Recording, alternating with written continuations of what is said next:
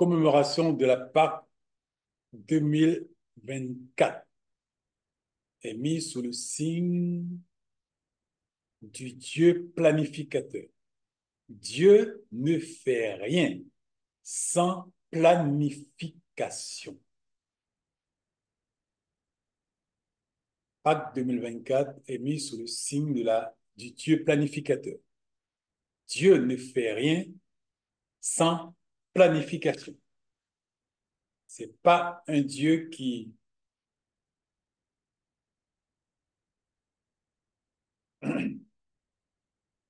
c'est pas un Dieu qui prend des décisions pour dire ah, je vais faire ça. Ah, je vais non, pas du tout. Il planifie et il accomplit. Et nous allons voir un petit peu comment c'est réconfortant pour nous cette démarche de Dieu. Amos 3, 7. À vrai dire, le Seigneur Dieu ne fait rien sans révéler ses intentions à ses serviteurs, les prophètes. Ésaïe 25, 1. Tes desseins conçus à l'avance se sont fidèlement accomplis. Dans toute situation, Dieu est toujours dans les temps. Pour vous et moi, pour notre foi, pour notre stabilité, pour notre sécurité, nous avons besoin de savoir que notre Dieu, c'est un Dieu qui planifie ce qu'il fait. Et il ne fait rien sans auparavant communiquer ses intentions à ses serviteurs, les prophètes. Dans les détails. Parfois, c'est communiqué, mais c'est sous scellé. Mais c'est quand même communiqué. Dans l'Apocalypse, nous avons vu qu'à un moment donné, les 7 tonnerres ont fait entendre leur voix lors d'un événement qui s'est passé dans le ciel. Les gens s'apprêtaient à prendre des notes. L'ange lui a dit non.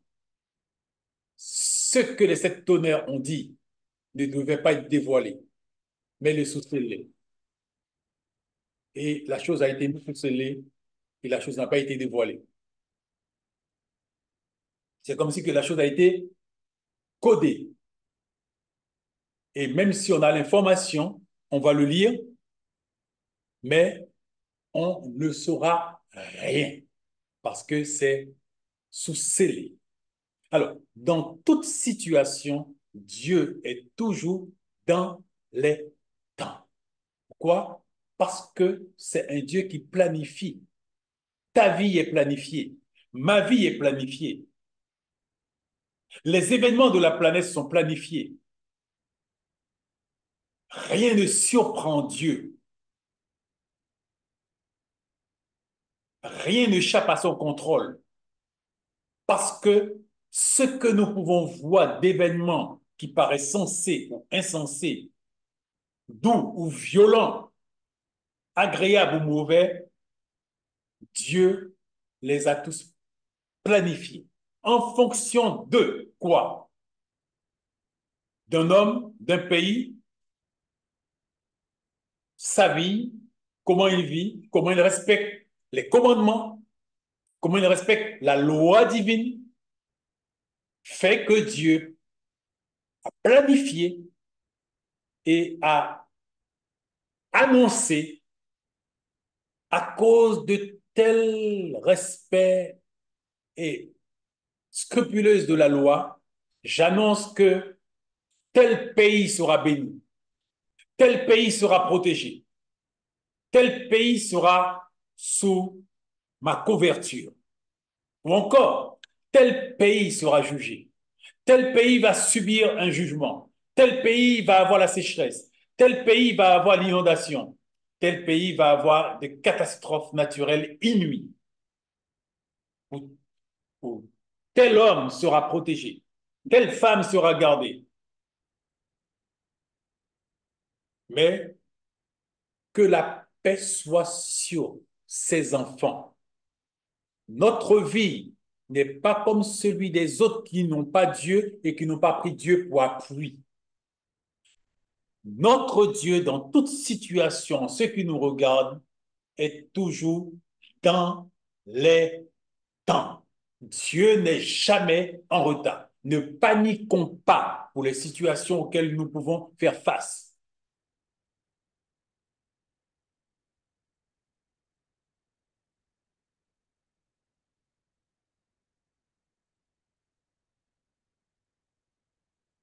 Alors, premier exemple de Dieu planificateur. Le déluge de Noé a été prévu 150 ans avant sa venue. Alors,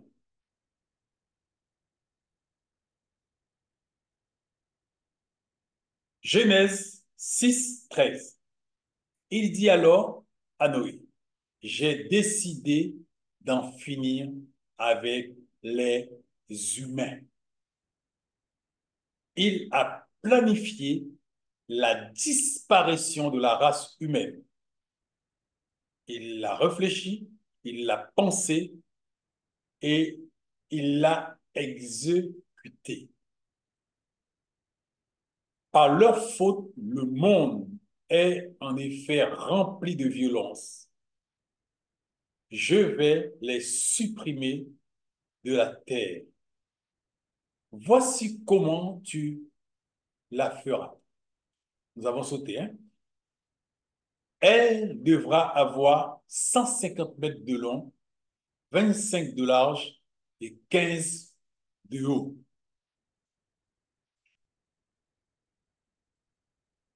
Noé exécuta tout ce que l'Éternel lui avait ordonné, pardon. Noé avait 600 ans lorsque le déluge d'eau fut sur la terre.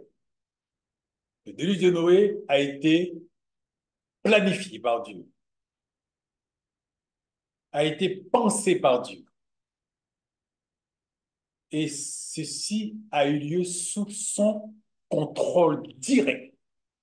Il a dit, j'éradiquerai tout vie, à l'exception de 8 personnes. Et toute la planète a été éradiquée.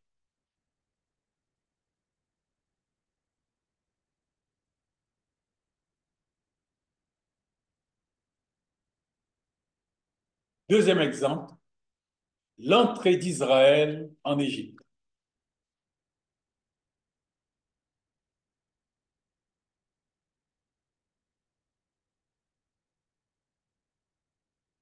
Genèse 37, 19. Ils se dirent l'un à l'autre, voici le faiseur de songes qui arrive. Venez maintenant, tuons-le, jetons-le dans une citerne.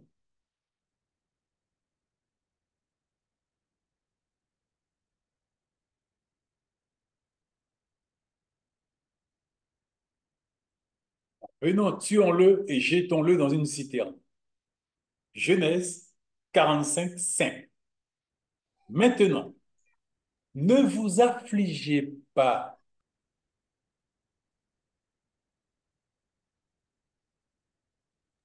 Ouais, là, c'est bon, Sylvain. Là, Là, c'est c'est bon. bon? Ouais, là, on l'a. Genèse Oui, 37. c'est bon. C'est Ah, bon. eh bien, c'est un bug. C'était un bug alors. C'était un bug. Comment on dit pour tout ça? Seigneur quoi? Merci. Amen. C'est avec ça qu'il travaille notre caractère, notre personnalité, tout ça. Ah, vous savez, et là, ce que nous voyons, c'est que c'est exactement ce qu'il a fait. Et dans Genèse 45, 5, maintenant, ne vous affligez pas et ne soyez pas fâchés de m'avoir vendu pour être conduit ici, car c'est pour vous sauver la vie que Dieu m'a envoyé devant vous. Parfois, on a des situations que nous pensons que c'est une catastrophe. Verset 6. Voilà 2 ans que la famine est dans le pays. Et pendant 5 années encore, il y aura ni labeur, ni moisson. Dieu m'a envoyé devant vous pour vous faire subsister dans le pays et pour vous faire vivre par une grande délivrance. Ce n'est donc pas vous qui m'avez envoyé ici, mais c'est Dieu. Il m'a établi père de Pharaon, maître de toute sa maison et gouverneur de tout le pays d'Égypte. Alors, Dieu planifie et Dieu sait retirer le bien du mauvais. Dieu sait utiliser le mauvais pour produire le bon. D'où cette parole pour vous et moi. Toute chose concourt au bien de ceux qui aiment Dieu. Quand les frères de Joseph, par jalousie, par haine, du fait qu'il était le préféré de son père, pressenti pour prendre la tête de la tribu, et c'était le petit dernier, ils se sont dit, cela n'aura pas lieu. Nous allons éliminer le problème. La meilleure façon d'éliminer le problème, c'est d'éliminer celui qui est la cause du problème, notre petit frère Joseph. Nous allons le tuer. Ce matin, je faisais observer à mon épouse, parce que j'étais en train de lire, et ça m'a sauté aux yeux, pardon. Je faisais observer que Joseph, quand il a été envoyé par son père Israël pour aller vers ses frères, l'endroit où et son père lui a dit que ses frères se trouvaient, arrivé à cet endroit, voilà que les frères n'y étaient pas. Et il a commencé à tourner en rond. Et dans tout l'endroit, qui comporte plusieurs kilomètres, et bien sûr, il n'avait aucune chance de pouvoir voir ses frères parce que ses frères s'étaient déplacés. Et on s'aperçoit que Dieu a planifié aussi ce déplacement. Car par ce déplacement, c'était à un endroit à proximité d'une citerne, sans eau. C'est tellement s'ils étaient à l'endroit où ils étaient, il y avait une citerne, mais avec de l'eau, qui aurait pu occasionner la mort de Joseph, comme il le voulait. Mais Dieu a dit non, j'ai tout planifié. Vous allez vous déplacer de l'endroit où vous êtes là et vous allez à Dothan. Et il est dit que Joseph errait dans les champs. Et un homme l'a vu. Et l'homme est venu vers lui. Et lui a dit, mais qu'est-ce que tu cherches? Joseph a dit à cet homme, je cherche mes frères. S'il te plaît, est-ce que tu pourras me dire là où ils sont? Cet homme a dit à Joseph, je les ai entendus dire, allons à Dothan. Va là-bas, c'est là que tu vas les trouver. Et je disais à mon épouse, cet homme-là, ce n'est pas un humain. C'est cet homme-là qui est parti avec Joseph. Joseph ne l'a pas vu. Et c'est lui qui a accompagné Joseph dans la citerne. C'est lui qui a accompagné Joseph en Égypte. Et c'est lui qui a accompagné Joseph à monter sur le trône. Dieu est un Dieu qui planifie.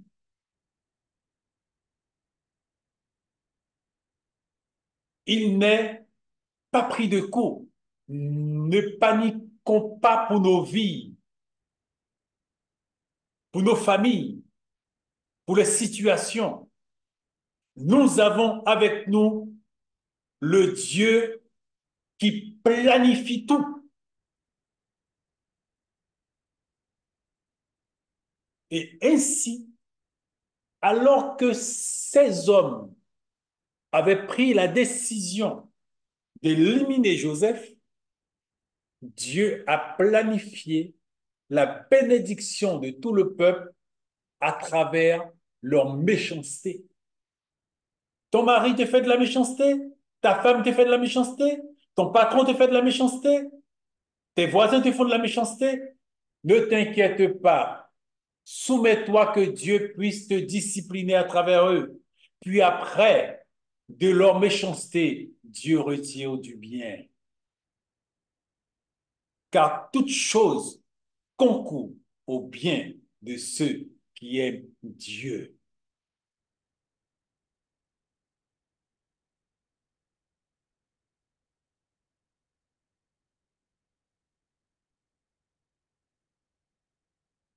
Troisième exemple, la sortie d'Égypte.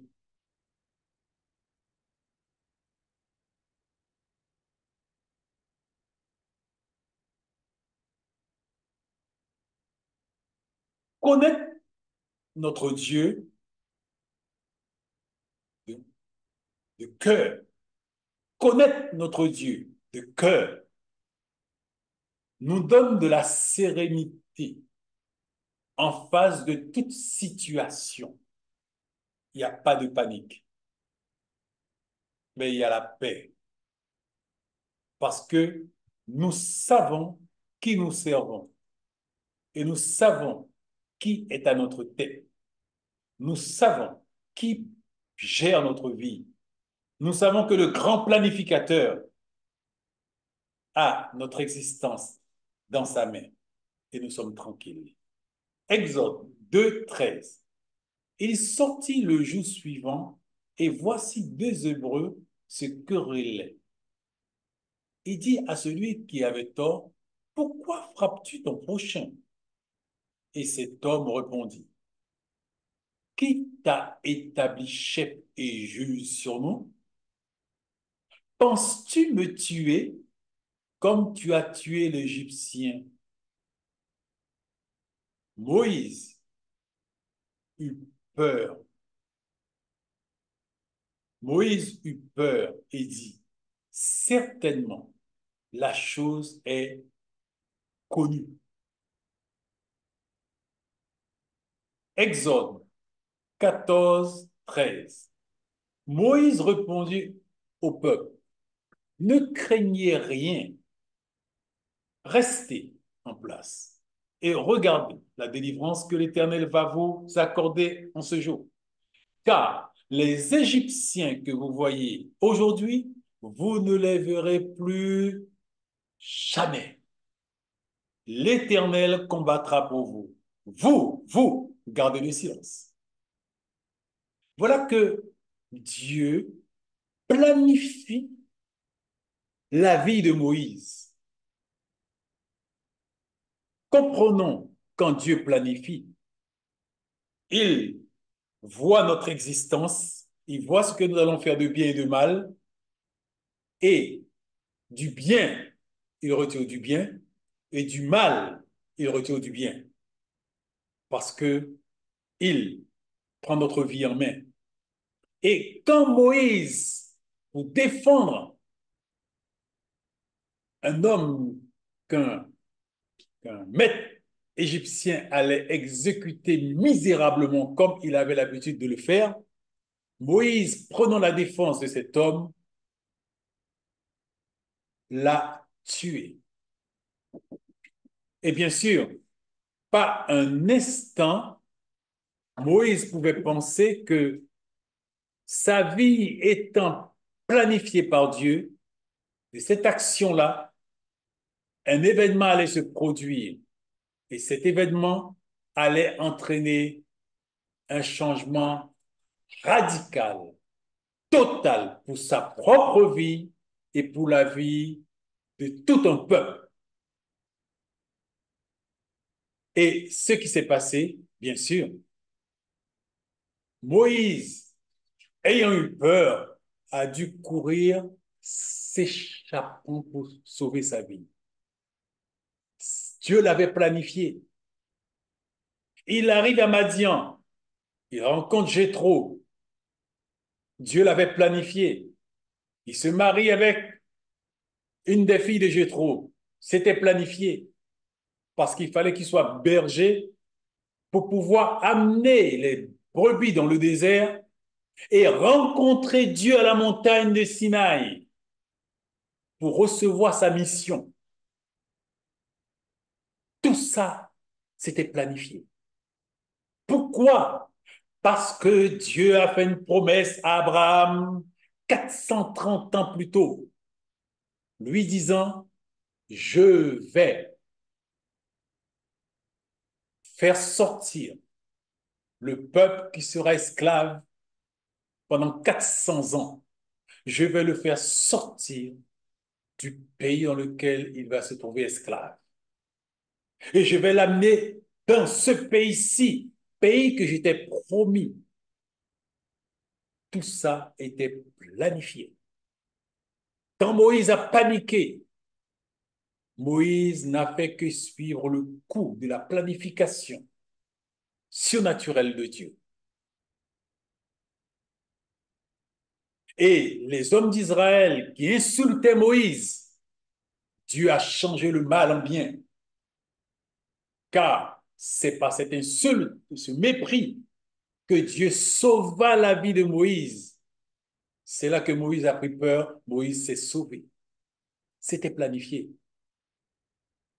Et quand Moïse revint 40 ans après cet événement, Moïse a été formé dans le désert.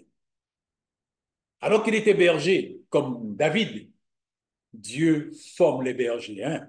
Dieu l'a formé. Et Dieu l'a rencontré, et Dieu l'a changé. Et Dieu l'a renvoyé en Égypte.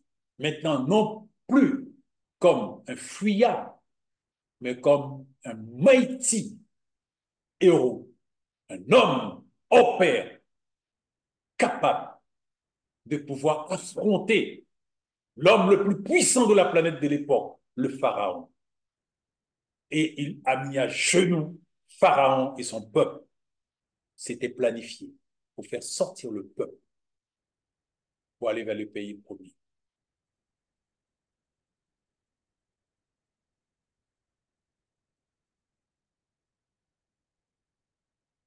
Quatrième exemple, pardon, la Pâque.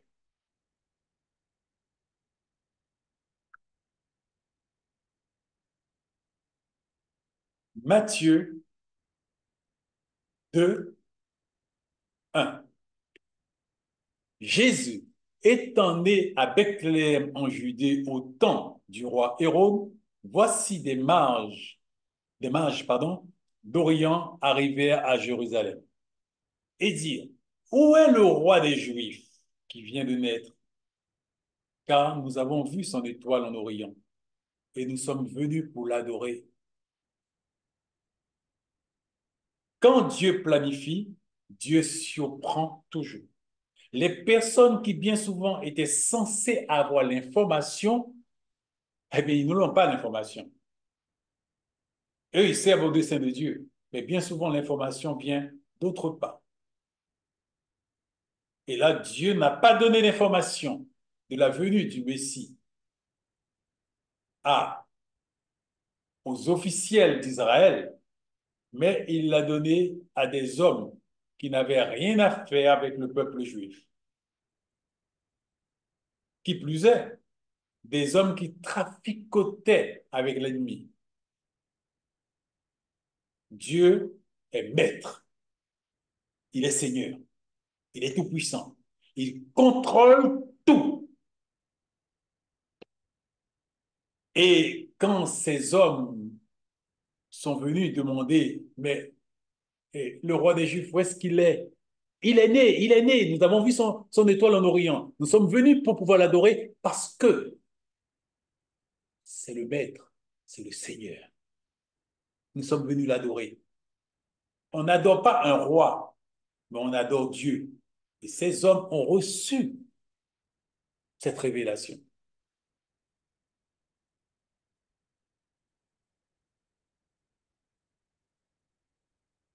Alors, Pilate leur relâcha Barabbas. Et après avoir fait battre devers Jésus, il le livra pour être crucifié. Matthieu 28, 5. Mais l'ange prit la parole et dit aux femmes,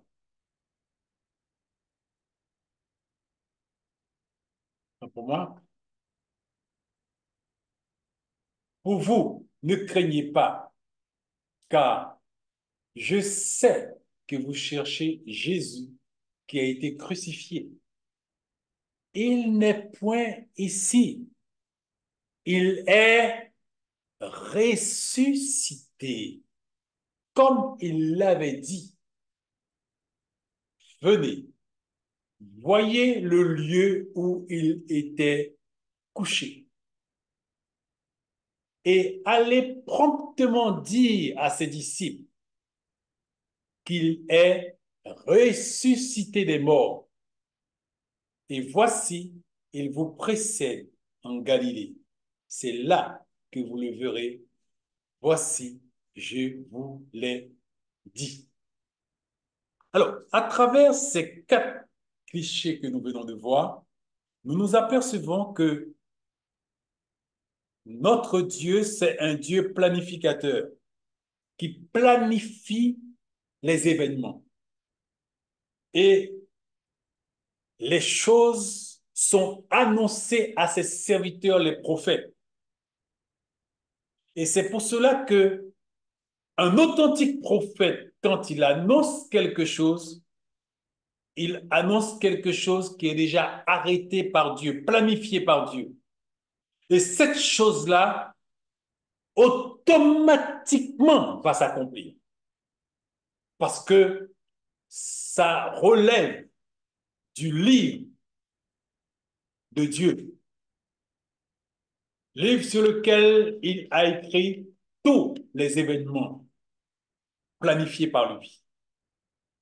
Et que rien ne peut arrêter le cours et le déroulement de ces événements. Alors, pour notre roi, étant né à Bethléem en Judée, il a troublé Israël par l'annonce de ces mages qui ont dit, mais où est-ce qu'il est? Où est-ce qu'il est?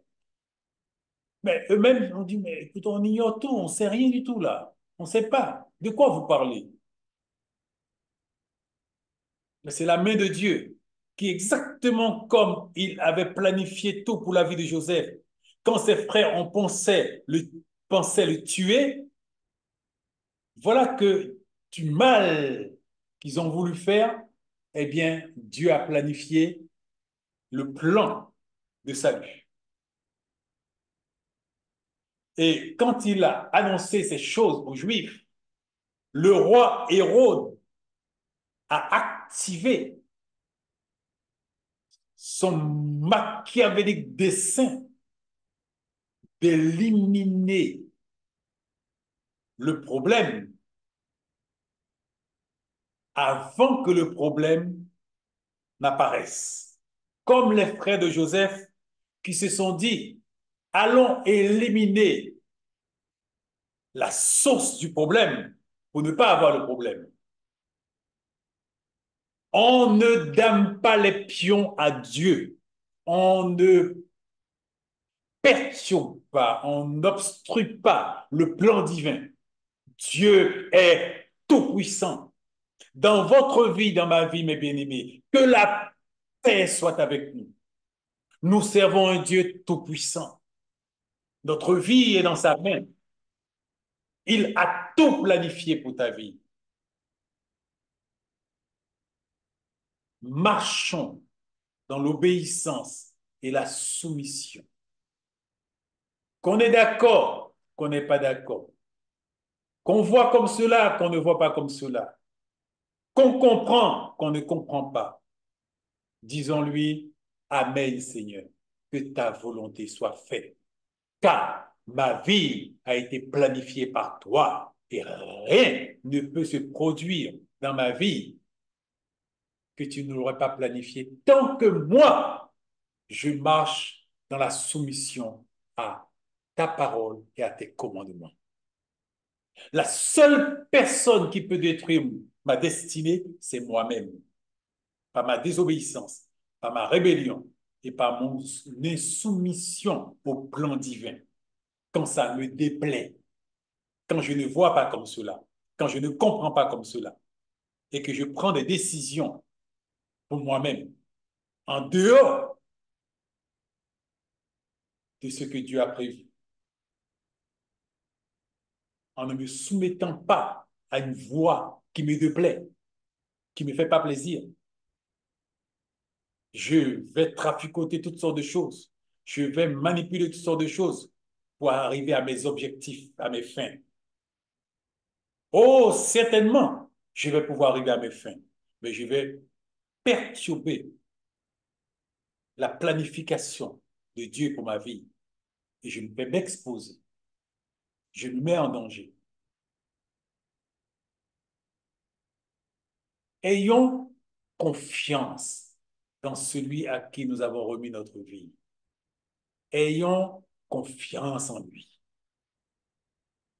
Depuis la Genèse jusqu'à l'Apocalypse, aucune des choses qu'il a planifiées n'a échappé à sa main, à son contrôle. Notre vie que nous lui avons remis dans sa main droite, nous devons aussi lui faire confiance. Ne va pas échapper à son contrôle. Ça, le signe de cette Pâque a été placé sous le signe du Dieu planificateur. Nous l'avons constaté dans la parole et nous devons le croire pour notre vie et l'accepter pour notre vie.